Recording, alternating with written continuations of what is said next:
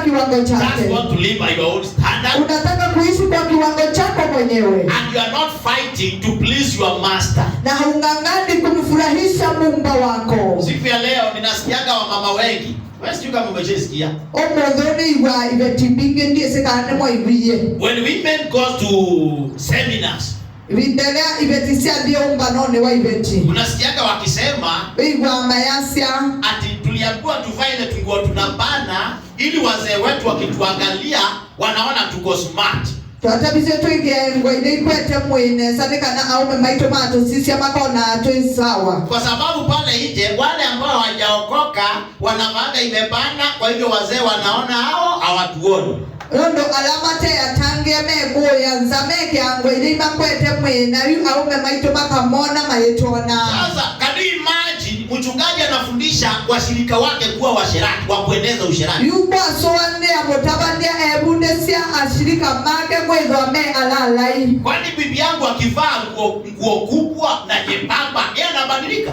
Kwani mokawa kwa yangu andasaka na nguo dada kwani ni abendo kai. Si akiwa mweusi bado atabakia kuwa mweusi. Nane moyo kala moyo. Si akiwa mweupe atabakia kuwa mweupe. Nane motune kala ya motune.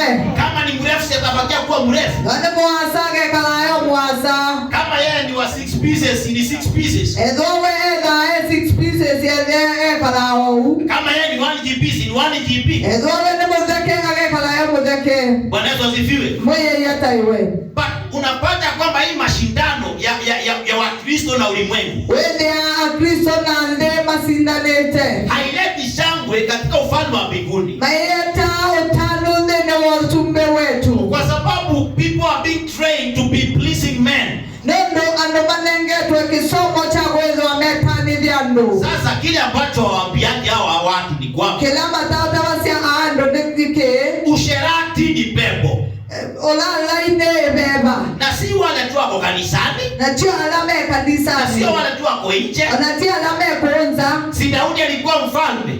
Daudi aemo sumbe. Si Daudi alikuwa a shepherd. Na Daudi aemo hivi. Si Daudi alikuwa nabii. Na Daudi aemo adhani. Na Bwana akaruhusu awe mabibi wote. Langai ya mwenenga Bwana atwa iwe kisonde. Lakini akaona kamoja. Lakini ona kamwe. Mpaka akaua bwana yake. Onao awa amombe. Bwana Yesu asifiwe. Wewe yata iwe. Hapo unafikiriaga akienda kuwa Bathsheba hapo na wengine? Wendo ndabia aendi kuwa Bathsheba dana ivetinge. Biblia inafundisha namna gani?